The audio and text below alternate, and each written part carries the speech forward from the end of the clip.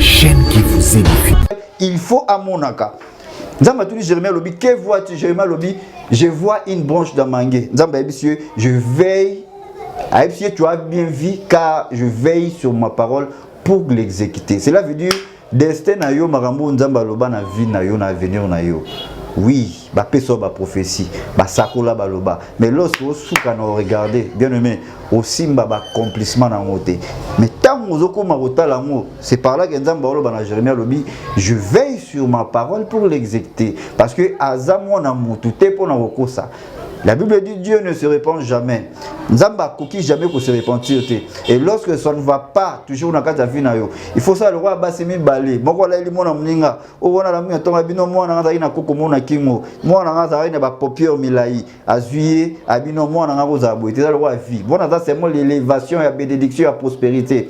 Et tant que mon vie est marché mais mango pas le juste roi. Alors Bassi on a mis Balé bakene non pas Salomon. Mais maintenant Salomon n'existe pas. Et Bible qui n'a pas plus loin pour nous que la science balobi ce qui est courbé, ce qui est brisé ou ce qui est courbé et qu'on n'a jamais taillé. Mais Jésus-Christ avec ça au contraire, il y a Salomon n'a lobi na proverbe que le c'est gumbami et qu'on a tout droite. Jésus-Christ a dit moi si yakuki a tcheloboko a taillé yazongi. Donc cela veut dire c'est lui le vrai juge, le roi juge. C'est-à-dire ce qui na magamu na problème na yo mais on père Jésus-Christ ndé au mona mambo et que c'est melo. Voilà, moi exhortation qui est tombé tout le blé moi. Regardez et voir. Ce n'est pas la même chose. Voilà. Donc, tous les gens jabandeko, tomeka ikokende na kati ya centre pour na komeka kotala bango et yo mesana na rosunga bandeko na lingota la nanu image o ya papa o ba souffrir. Suivez cet extrait pris, on se retrouve tout juste après. Suivez. Ka o to nango et bakaya ba césarienne zawa tozana bakaya papa neti ya erni o joté pour la famille bili voilà. Tout ça la ka acte oyo pour na intérêt mon côté mon au juste le lobby. Aimez-vous les uns et les autres. En tout cas, ceux qui, moi, dans un fouille esprit, ceux qui, moi, dans un pour l'inga, moninga, na aroye, pour soutenir, et na messana, pour le toujours, que ceux qui, tu es baki, maman, t'habites dans la Bible, c'est parce que, bah, pour prophétiser, pour n'a pas tout pour soutenir, pour ça, les sabbats. Et voilà pourquoi, tous les cas qui, déjà, et na katia centre de rocher, toza awa, bango, baza batu, basuma, batu, oyo, azana, aïna, hôpital, azana, rien. Et juste, bah, yambié, on a été filmé, on va qui c'est mais c'est insuffisant par rapport à la population où ils ont la carte, il y a combien mais quand même, on va soutenir la bateau, on n'a rien, à 0 francs, on a nous traitement pour l'intervention à Diboso et en tout cas, et le petit Dibiso et Dibiso, ils ont soutien premièrement à Bamona. Voilà, donc on tout ça moi par ya mukie moi symbole le loga mukie pour remettre mon aba docteur pour batata moi dipirone pour batata moi quelque chose que vous avez na ba entendre moi par la biso et en tout cas pour la pambola bino HP Media, la chaîne qui vous édifie.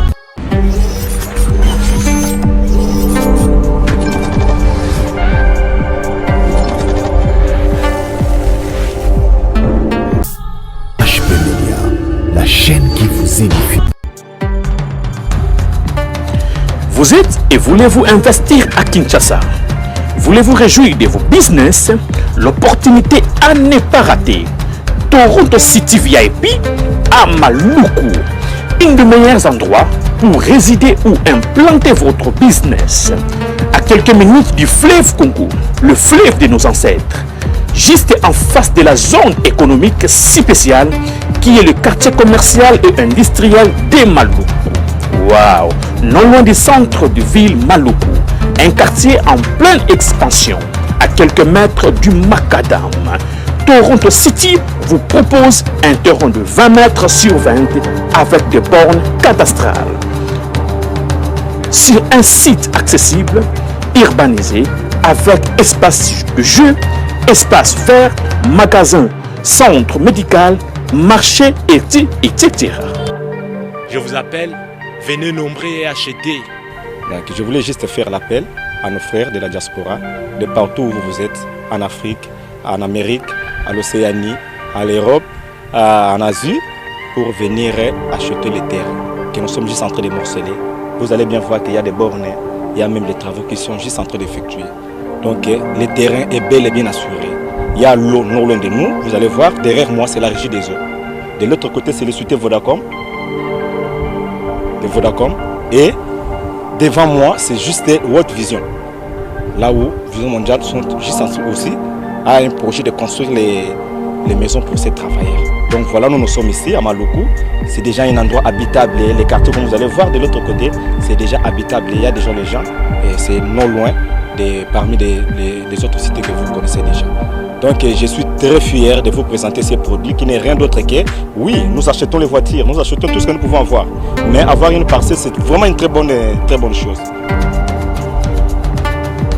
Pour tout contact, contactez Willy Mafuta au plus 1 90 57 30 15 40. Toronto City. Waouh, les 4 qui nous réservent l'avenir de demain. Vive le Congo, vive Kinshasa. HP Media, la chaîne qui vous édifie. Shalom peuple de Dieu, merci beaucoup Nabaranza Benyoso, Kolo a Pambola Biso et Nakozwa Lisusu souffle de vie ya Sikana Mokolo Lelo. En tout cas, Nzambe Azalana yo, Azalana Libota Mobimba, Azala Pena Biso et Zalaka Sengomi, Yaweba Kokutanana, Oya Biso émission Parlement Céleste. Vraiment Nzambe a Pambola Biso Nyonso. Et Tokangi Miso pour nous remercier. Seigneur, nous te disons un grand merci pour ta fidélité et ta bonté. Que ton nom soit sanctifié, soit glorifié. Na kombo na Yesu tout ce qui moment on a maboko na yo, papa. Olimona e bakozana biso car la Bible dit si les fils vous affranchis, vous serez totalement libres. Dans la début le kola alpha p ceux qui sont le kola oméga netolobi.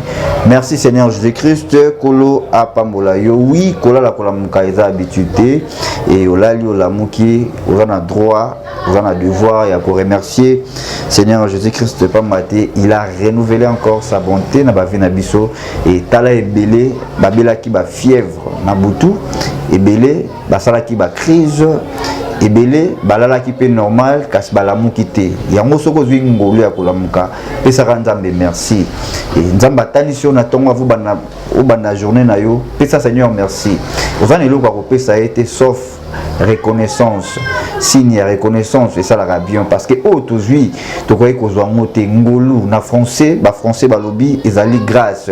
Or la grâce c'est une faveur imméritée et loko kuki ko zwa ngote kasi na bolamu na bonté na loko la David alobi il est riche à bonté à que plus loin pour ngoloba il ne nous traite pas selon nos péchés et il ne nous punit pas selon nos iniquités pambate ngonga otokomi et soko tali montre na yobi au monde peu importe heure européenne ça yo mon que tango la mukaki na 5h du matin na 4h du matin ezaki na bateau bala mukaki na même ngonga na yo même so akendaki akeko iba akeko boma moto mais yo la mukaki na heure wana ok okotu kilt matinal to ko bondeli mais soko tali na ngonga o to komi na muto abomaki na muto aibi na muto akendaki ko sambela to akendaki ko sunga batu na heure wana biso nyonso atiki biso na heure o tozo vivre. Pourquoi? Parce que David a lobi na Psaume 3, il ne nous traite pas selon nos péchés.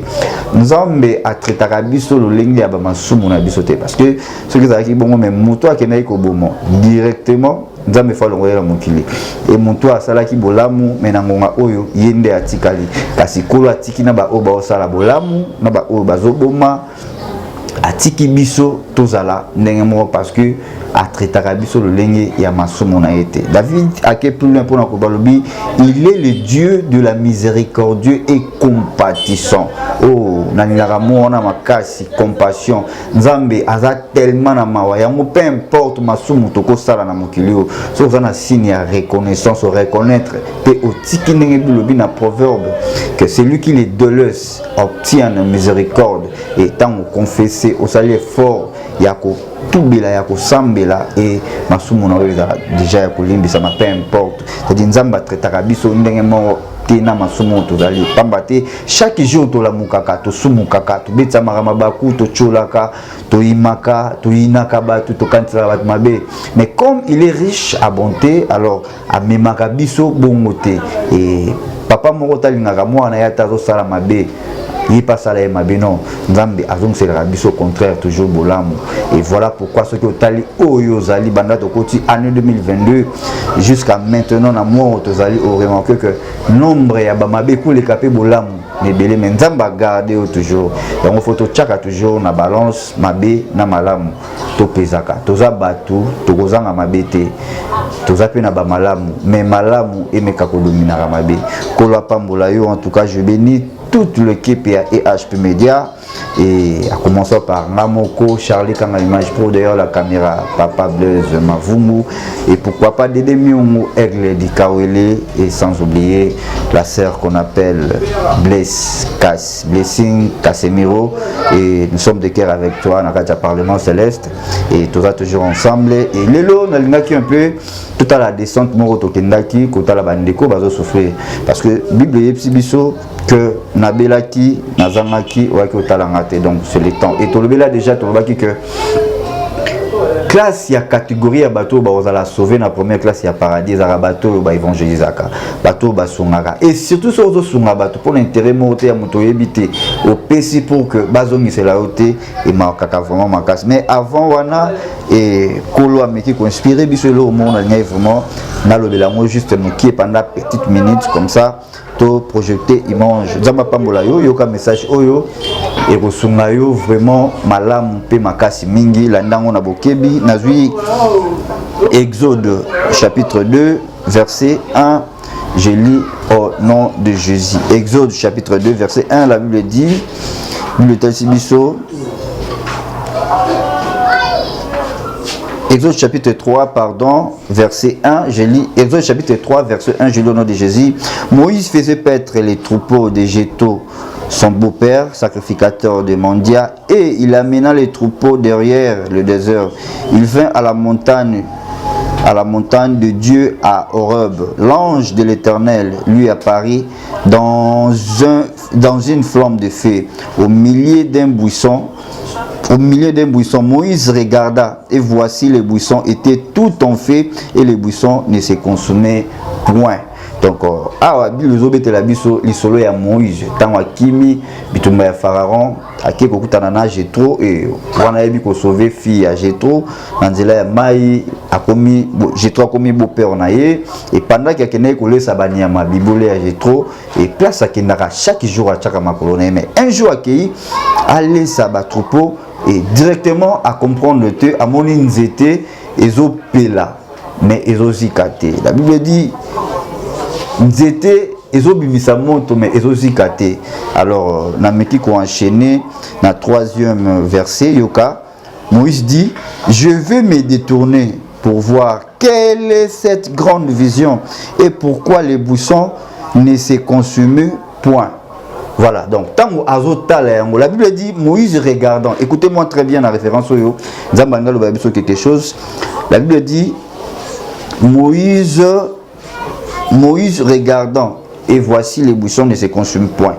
Moïse a lobi à mon inzete zopela mais aussi kate mais au ni na mona o nzete zopela mais ezozikate. Et la troisième référence à Moïse a lobi na lobi je veux me détourner pour voir. Bien-aimé dans le Seigneur, nalingi olandangai malamu oyeba eloko oyo tolingi totalisa na biso. Pendant que nzete bandai kopela ezozikate Moïse et bandai pe kolegela ye. Or na français tozalaka na regarder na voir. Or regarder et voir, ce n'est pas la même chose. Par exemple, Papa Blaise derrière la caméra, na website, regarde-moi à Talingaï. Mais sur une ici, Banda, comment on a maintenant rond-point à taille super lemba. Alors, on par imagination. Ah, mais Moïse, la Bible dit Moïse regardant. C'est-à-dire Moïse azotal en face. À mon boisson, pardon, boisson, mais ezozikate. Ah, non. Je vais me détourner pour voir. Alors, on a expliquer quelle est la différence entre regarder et voir. Ce n'est pas la même chose. Parce que je vais me détourner pour voir. Aligna salanini au juste. Cela veut dire quoi? Toka révélation. Quand une personne azotala, azo regarder, il est limité. Il est vraiment limité parce qu'il est azotala. Mais quand une personne a l'objet, je vais me détourner pour voir. Cela, ça signifie quoi? Et n'a la référence dans le je vais me détourner pour voir. Moi, je ne pense pas qu'à tourner. Non. En langue spirituelle. Et tant et directement, le Bible le Binabiso na 4 versets. L'Éternel fit qu'il s'est détourné pour voir. Et Dieu l'appela du milieu du buisson et dit Moïse, Moïse. Et il répondait, mais voici. C'est-à-dire, tant à se détourner pour Banaromona, Maman Zambé à se manifester. Et il y a un Nathalie Sabiso. Regardez voir, ce n'est pas la même chose. Ma soeur, mon frère, maman, papa. Responsable de la vie dans les aïeux. Mais lorsque au soukana au tala, aux a limité.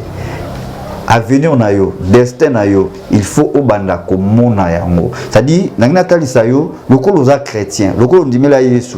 Tant que osa na angle moko o kangami kaka na otala ok musikate oza limité ma sœur mon frère oza très limité vie na yo ezo dépendre na oyo yo zomona na ndenge yo zozela mo oza malade obela mais oza limité ba limite na ezali na 4 ordonnances au mona que ceux qui na sombi ba kisio yo ya ngonde me mangana guérison na obika et laisse-moi te dire que oza limité il faut bana ko mona on angle spirituel que malade na obela oyo et umeli ce n'est pas normal. Et comme anormal, il faut maintenant Nzambe ya Mulimo, le Seigneur Jésus-Christ a manifesté sa présence parce que c'est lui le divin médecin, c'est lui le divin maître. Makabo ba médecin ba komara na papier ordonnance wana, ye akomarango na spiritualité na retago lo bamen. Donc cela veut dire vie na yo ndengo zawana, peu importe commerce oyo salaka. Ozalo na mbongo ebele. Osaka commerce mais na kati ya commerce na yo otala yango ke musikate e mbongo na yo e tourner kaka zéro ozomona mo ba perte ezokota mo on dirait zo simba te mo on dirait zo simba c'est parce que oza limité ozotala. Et maintenant, pour avancer plus loin, il faut osa nini. Osa le roi Moïse alobi, je veux me détourner pour voir. Cela veut dire commerce na yo, ils ont besoin de tourner au banakotala on a angle spirituel. Parce que regarder et voir, ce n'est pas la même chose. Est-ce que je peux avancer? Et ça n'a pas tout sous azana ba projet et belé na mutu au sala. Mazape na mbongo. Alors ebelo ba sala te. C'est parce que tu es limité. Aux autres là ba projet yango. Banda komona mais tant ozo banda komona nzamba za ko manifester na kati ya ba projet na yo, na kati ya ba faire na yo, na kati ya famille na yo, na kati ya libota na yo. Peu importe problème ko za nango. Soko suki na regarder. Laissez-moi vous dire que vous avez limité. Et je prends directement Jérémie chapitre 1 verset 11. Jérémie chapitre 1 verset 11. Yoka. Le Bible le dit. La parole de l'Éternel me fit adresser en ces mots. Que vois-tu, Jérémie? J'ai répondu, je vois une branche d'amandier. Et l'Éternel me dit, tu as bien vu, car je vais sur ma parole pour l'exécuter. C'est-à-dire, Nzambe a autour Jérémie, a été Jérémie, que je dis la différence entre regarder et voir. Donc façon dont on monde la makambu, il faut ezala na angle moko spirituel. Est-ce que ozola nanga très bien? C'est-à-dire makambo yozomona ko suka na regarder te. Il faut bana ko mona. Et nzamba otu na Jérémie psie, que vois-tu fils de l'homme? Ozo mona nini atuni eteke ozo tala nini interprétation dans la lingala. Or regarder elingoloba simplement o tala mais voir elingoloba o mona. Un homme spirituel akosuka na otala te. Un homme spirituel il faut amonaka. Nzamba tuni Jérémie lobi que vois-tu? Jérémie lobi je vois une branche d'amangué. Nzamba monsieur je veille à monsieur tu as bien vu car je veille sur ma parole pour l'exécuter. Cela veut dire destin na yo marambo nzamba loba na vie na yo na avenir na yo. Oui, ba peso ba prophétie, ba sakola ba loba. Mais lorsque vous souka na regarder, bien aimé, au simba ba accomplissement na ngote. Mais tant ozoko marota la mo, c'est par là que nzamba loba na Jérémie lobi, je veille sur ma parole pour l'exécuter parce que azamo na mutu te pona kokosa. La Bible dit Dieu ne se répand jamais. Nzamba koki jamais pour se repentir. Et lorsque ça ne va pas, toujours dans la vie, il faut ça le roi Bassimi Balé. Moko la li mona mninga. O wana la mi tonga bino mona nga na koko mona kingo. Mona nga za na ba popier milai. Azuye abino mona nga za boité le roi vie. Bona ça c'est l'élévation et bénédiction et prospérité.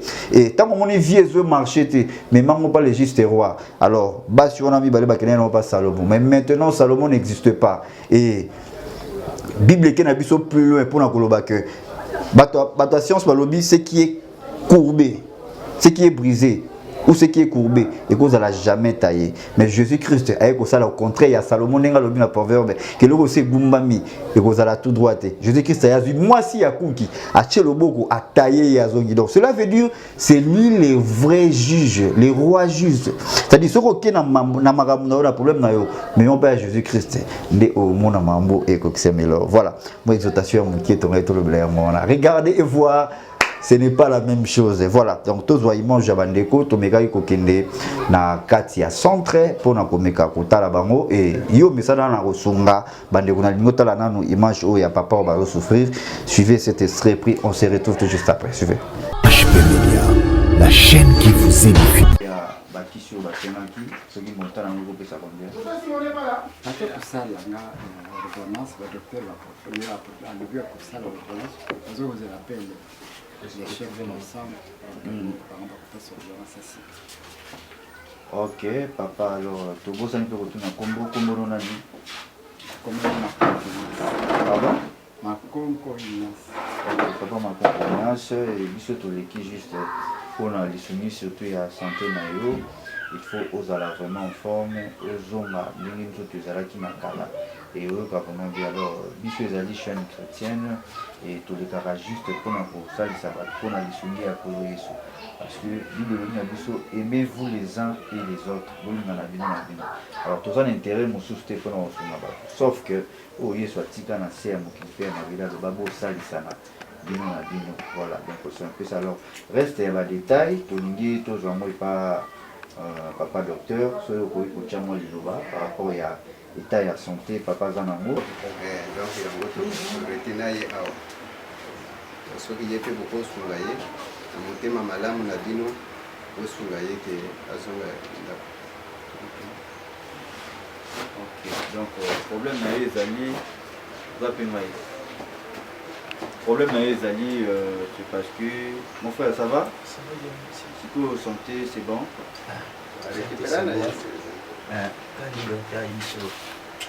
Fallait va faire pour des manières. Vous savez déjà combien de temps? À 3 mois déjà. Ah, donc partir et bimi, docteur a loué Tikalikara. C'est $100 si je ne me trompe pas. Pour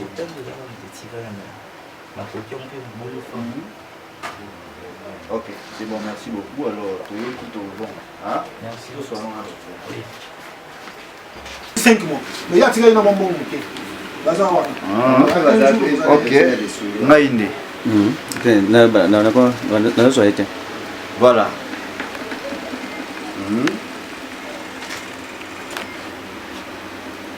Voilà, merci. Na Batuno Sobozo, de Ville Bakwa en tout cas, comme d'habitude, et sur votre chaîne PHP Media, la chaîne chrétienne de l'Assemblée des Saints. En tout cas, Tozana, les Rochers, centre médical, les Rochers, et là situé bon, on a commune Yabumbu, l'avenue Nouvama numéro 8. J'espère que vous avez Baka au Tokten Nango et Baka ya Césarienne Mizawa, Tozana Baka ya Papa Neti, ya Ernie au côté pour la famille Bili. Voilà, tout ça là, acte pour l'intérêt, mon côté, mon pour juste le lobby.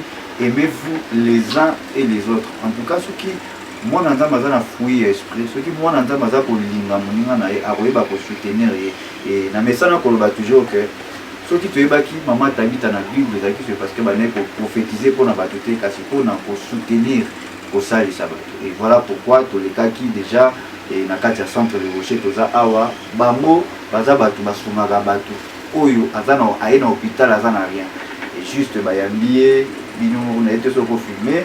Moi, qui c'est mais c'est insuffisant par rapport à la population où ils ont la carte, il y a combien de mais quand même, bango ba soutenir abato tous en a rien, na 0 francs, ba ya baona nous ouvrir traitement pour l'intervention à Liboso et en tout cas, et le que tindi biso et biso ils allaient soutien premièrement à bamona nous basa na carte centre. Voilà. Et on te dit tout ça là moi par ya mukie, moi symbole le loga mukie pour na remettre en mon docteur pour batata moi dipirone pour batata moi quelque chose que aux âmes na ba entendre voilà. Moi par na biso et en tout cas pour la pambola bino c'est pour les cas pour na ko landela lisusu makambo etikali na bakao tout chwana pour na ba ko sunga. Voilà, merci beaucoup. Merci. En tout cas, merci beaucoup pour le symbole pour salut. Merci. Vous avez encouragé Bisso parce que Bisso tout ça la raison malade totiaka mbongo liboso te tosali nano urgence après le reste après pour ça tolobi nano mbongo nano mbungu takokufa mais na symbole oyo bosali vraiment nzambe abakisa bino susu osantiple comme ça boya bosunga susu oyo bakoya susi vraiment merci beaucoup nzambe aza na merci beaucoup. Que moi, mes mais tu es payé, moi symbole pour le canal pour la santé, pour le campus et si on a le bon voilà, enveloppe yango, enveloppe tu peux suivre moi quelque chose aux gens pour ça, il y a pour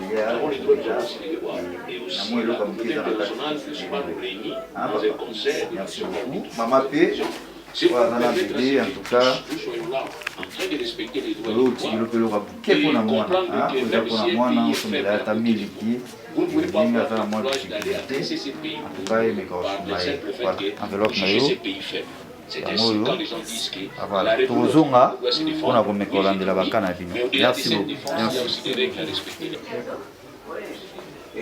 voilà, mon frère, on y a vendredi. En tout cas, pour les arts, juste le remarquer, vous savez 3 mois.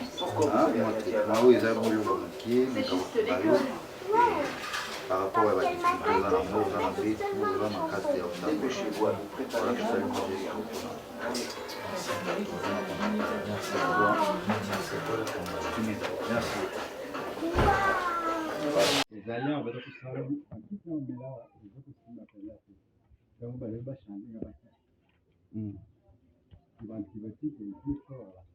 mais opération tolingi toyeba nano elekai malamu opération hernie wana hydrocèle yango nde ezo compliqué yango nde ezosenga bamoyen lisusu ifo bakisi ya makasi est-ce que osomeki kose renseigner à propos ya bakisi oyo batengaki soki montant yango ekopesa combien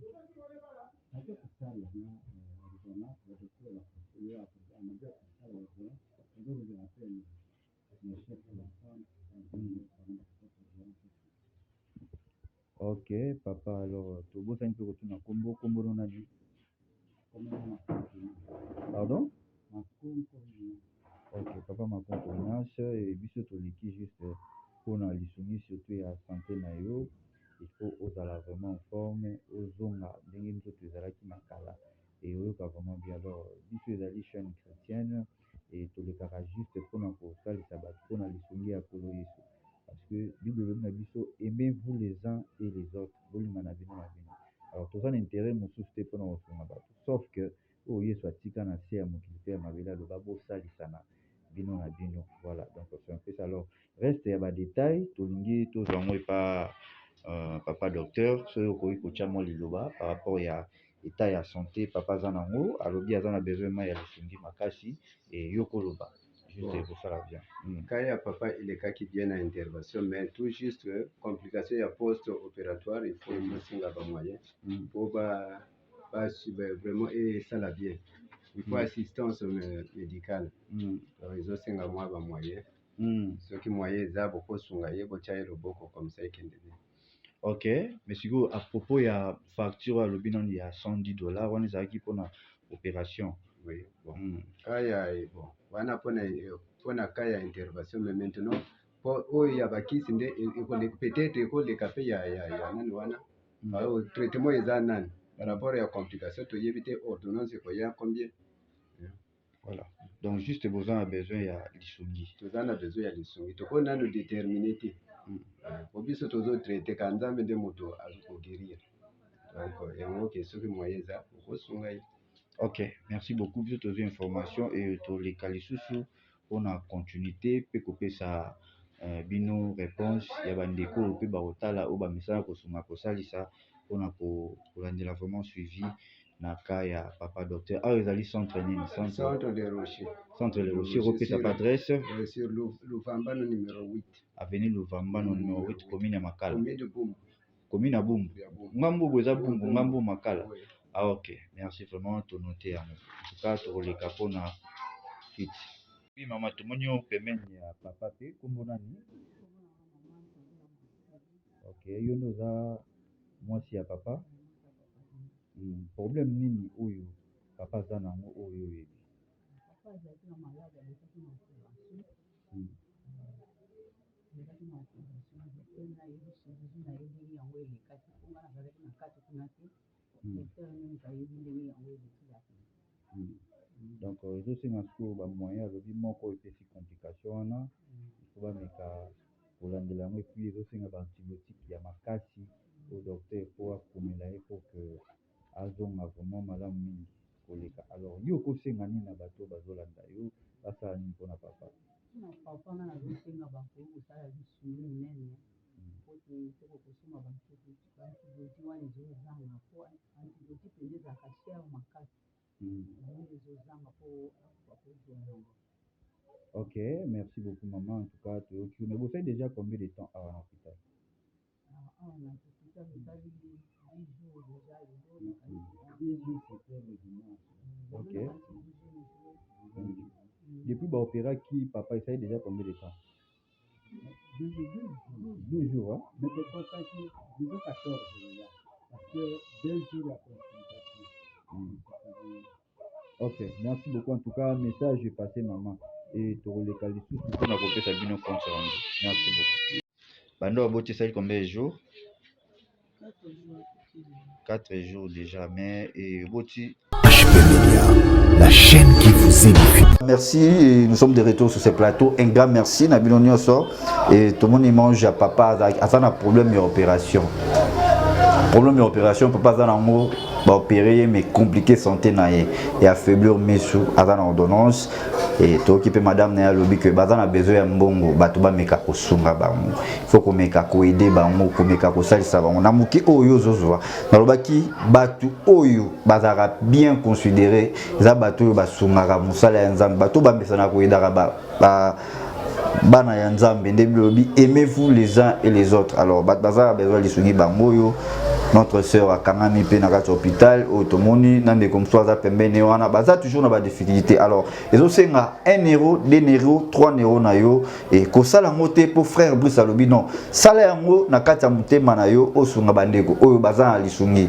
To monaki munganga to ki mamba lobi et ko sala vraiment bien pour que esunga pe bato. Alors, notre numéro est affiché toujours dans bas écran, contactez biso, to zonga toujours wana et to benyi pe bandeko baza na ba fondation pour na koyeba ko salisa to ko sunga bato. Et HP Media, c'est l'ensemble des saints, c'est l'ensemble des chrétiens. Et Yotali Biso Baliboso s'abonner sur cette chaîne pour la continuité de l'émission Kitoko. Alors, on a besoin de soutenir Rabatu, on a association Nayo, ONG Nayo, contactez Biso, nous sommes là toujours pour nous Sana. Et je pense que nous sommes arrivés à la fin de cette émission. Je dis un grand merci à vous tous de nous avoir suivis partout, à place des amis Bino, qui est le Seigneur vous bénisse et message à Mouké Kola Lingagi tous à la édifier na tongo lelo yango na nzamba pambola yo. Je remercie Nzambe.